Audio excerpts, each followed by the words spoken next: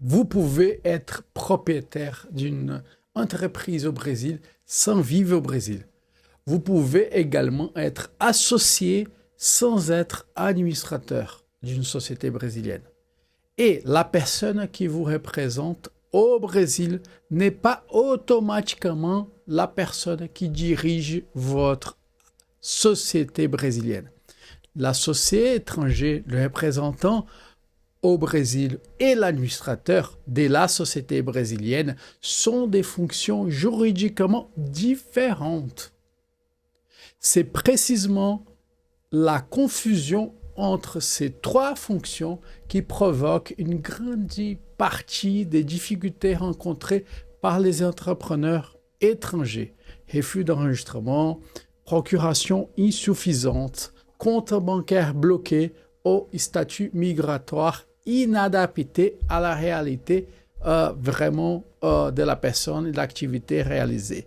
Donc, dans cette vidéo, je vais vous expliquer comment organiser correctement ces trois fonctions avant de créer votre société ici au Brésil.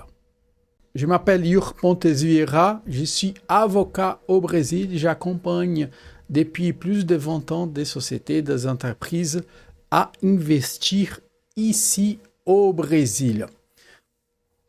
Et bien sûr que dans cette pratique, les difficultés ne viennent généralement pas de cette interdiction faite à l'étranger d'investir au Brésil. Dans la plupart des secteurs, un étranger peut parfaitement détenir une participation dans une société brésilienne et même la totalité de son capital. Elle peut être 100% propriétaire d'une société brésilienne.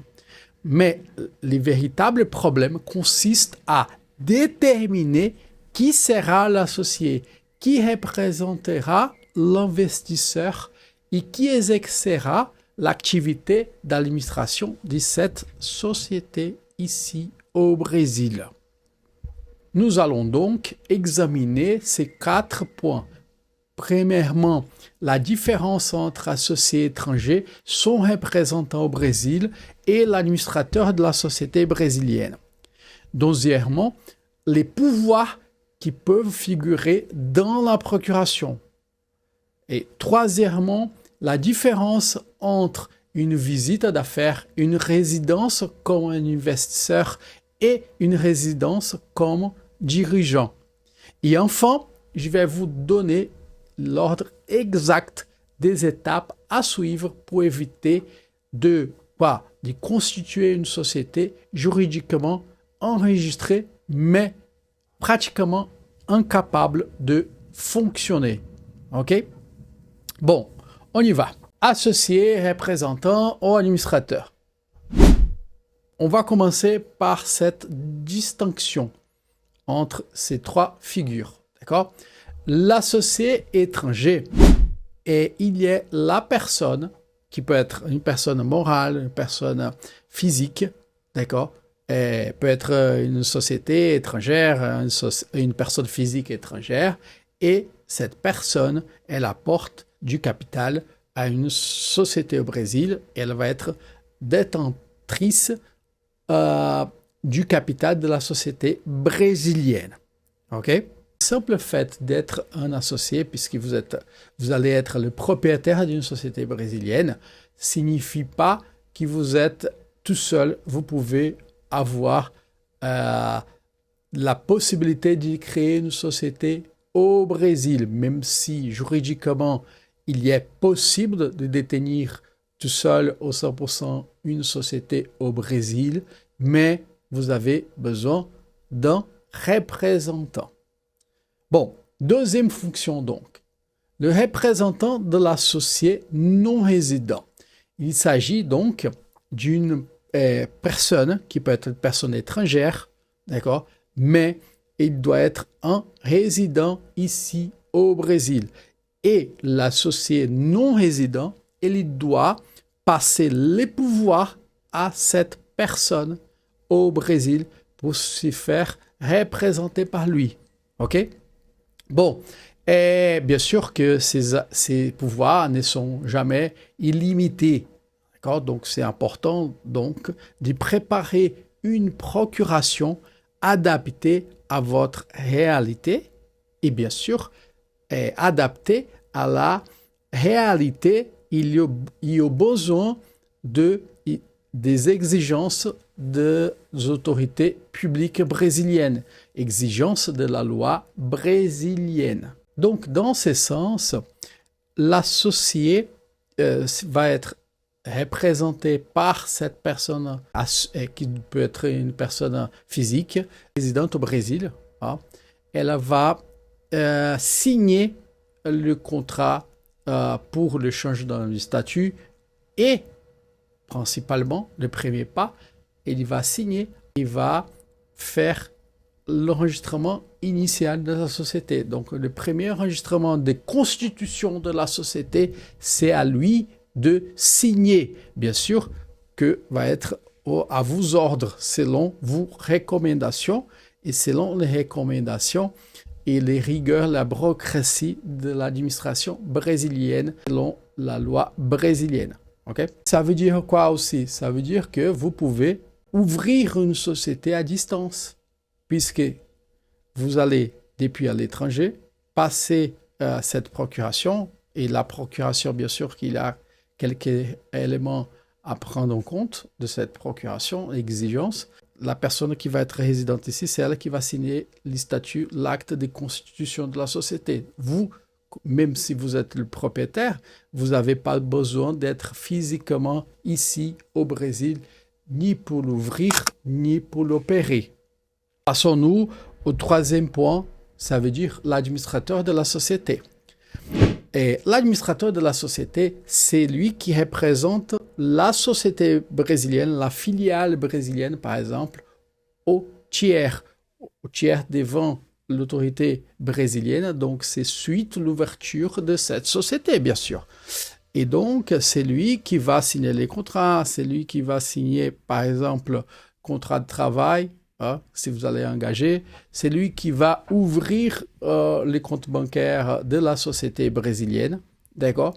Et donc, c'est important dans ces cas aussi, vous n'êtes pas l'administrateur, vous devez limiter les pouvoirs de cet administrateur et cette limitation des pouvoirs doit être et peut être décrite dans le propre statut. Je pense que c'est intéressant de décrire quelles sont les limitations écrites déjà au sein de l'acte constitutif, donc les statuts de la société, puis dit par exemple, vous ne pouvez pas faire des prêts supérieurs à 500 000 reais, 1 million de reais, vous ne pouvez pas signer des ventes de la société, vous ne pouvez pas faire des investissements à partir d'un certain montant. C'est important de faire ça. Mais ma recommandation aussi, c'est de ne pas faire quelque chose de hyper contraignant. Parce qu'après l'ouverture de la société, le deuxième pas, c'est d'ouvrir les comptes bancaires de la société brésilienne. Donc, si vous faites un statut très restreint pour l'administrateur, peut-être va bloquer l'ouverture de votre compte bancaire. Okay? Donc, c'est quelque chose de comprendre que le représentant de l'associé non résident, en raison de cette obligation qui existe au Brésil, donc vous avez besoin d'un représentant de vous comme associé. Il est différent de l'administrateur. D'accord? L'administrateur, il représente la société brésilienne. Et le représentant que nous avons besoin aussi de l'associé, il représente les intérêts de l'associé non résident. Alors, un point d'attention, peut-être c'est quelque chose de prendre en compte, c'est la rédaction, la procuration. Donc, il faut faire attention parce que la procuration au Brésil, les mandats, les pouvoirs que vous allez écrire, ça va être un document écrit, par écrit, que vous devez faire. Vous pouvez faire cette procuration à partir de votre notaire à l'étranger, d'accord? Bien sûr qu'après ça, si vous faites en langue étrangère, vous devez d'abord faire postuler cette procuration, envoyer ici au Brésil et après faire une traduction assermentée ici au Brésil. Vous pouvez aussi avoir la possibilité de faire la procuration ici au Brésil. Oui, c'est possible de faire cette procuration aussi. Si vous êtes des passages ici au Brésil, même si vous ne parlez pas le portugais, vous pouvez aller dans un notaire qui fait cette fonction, et le notaire va faire une procuration publique. Et bien sûr qu'il faut voir les contenus, qui peut être valide pour l'utilisation de la procuration pour vous représenter devant l'autorité brésilienne. Et bien sûr que si vous ne parlez pas le portugais, il est nécessaire d'engager un traducteur assermenté qui va agir là comme interprète, qui va faire la traduction devant le notaire les contenus de cette procuration. Donc, important dans ces cas de vous faire aider par un avocat, quelqu'un qui connaisse la procédure ici au Brésil.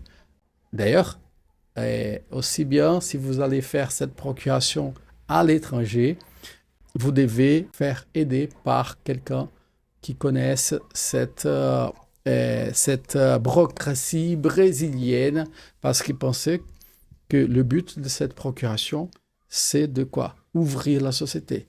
Puisque si cette procuration, il n'y a pas les éléments nécessaires que le registre de commerce vous demande ici au Brésil, vous allez faire quoi? Vous allez faire toute la procédure en France, en Belgique, en Suisse, vous allez perdre du temps, vous allez perdre de l'argent, et lorsque cette procuration arrive au Brésil, elle ne va pas fonctionner, et vous devez refaire toute la procédure. Donc c'est important de voir avec un professionnel que vous connaissez, un professionnel qui connaisse cette démarche d'ouverture, qui connaisse bien sûr les particularités d'une procuration lorsque vous êtes en train de parler d'une ouverture où il y a un associé non résident pour vous aider. Passons-nous à comprendre maintenant le visa et les fonctions que vous pouvez exercer comme un propriétaire d'une société brésilienne, comme un détenteur de parts d'une société brésilienne. Donc, il existe la possibilité de venir ici au Brésil avec un visa d'affaires, donc avec un visa investisseur et un visa administrateur.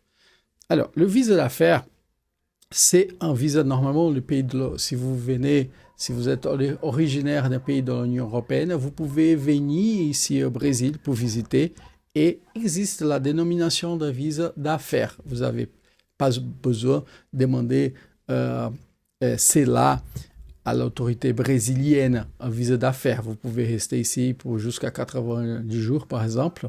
Et là, vous pouvez visiter votre société, vous visiter vos partenaires, mais vous ne pouvez pas travailler pour une société brésilienne. Vous ne pouvez pas recevoir des sommes ici au Brésil d'une société brésilienne.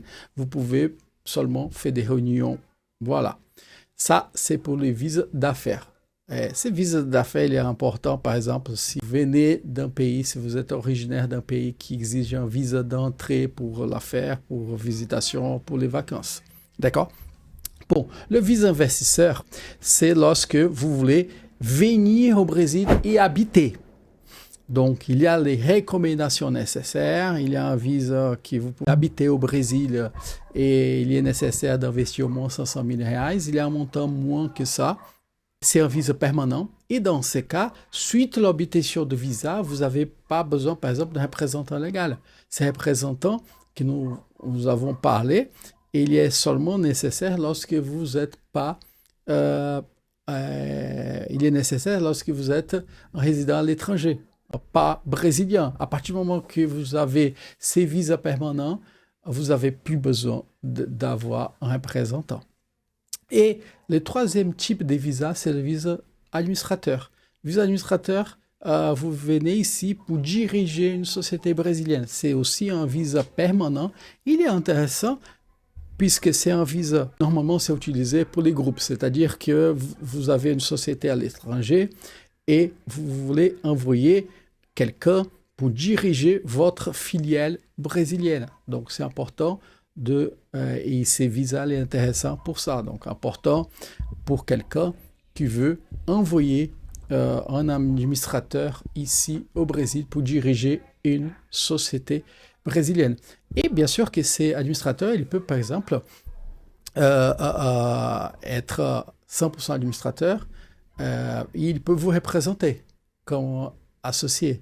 Donc, ça va être quelqu'un qui est ici, qui va vous représenter selon cet besoin, hein, et va assumer aussi la fonction d'administrateur de la société. Donc, le minimum requis là pour ces visas, c'est à partir de 600 000 reais. Et donc, c'est la société propriétaire, hein, société mère, qui va apporter au moins 600 000 reais dans une filiale, sa filiale brésilienne. Voilà, donc j'espère que vous avez aimé et ça a été utile cette vidéo. Si vous avez besoin de quelque chose, doute sur cette vidéo, vous pouvez m'envoyer un message. Je vous laisse mes contacts, WhatsApp, email dans la description de cette vidéo. Et si vous voulez savoir plus d'informations, nous avons aussi d'autres vidéos sur droit fiscal, les types de sociétés, les visas. Et donc, vous pouvez voir et nous suivre. OK? À bientôt.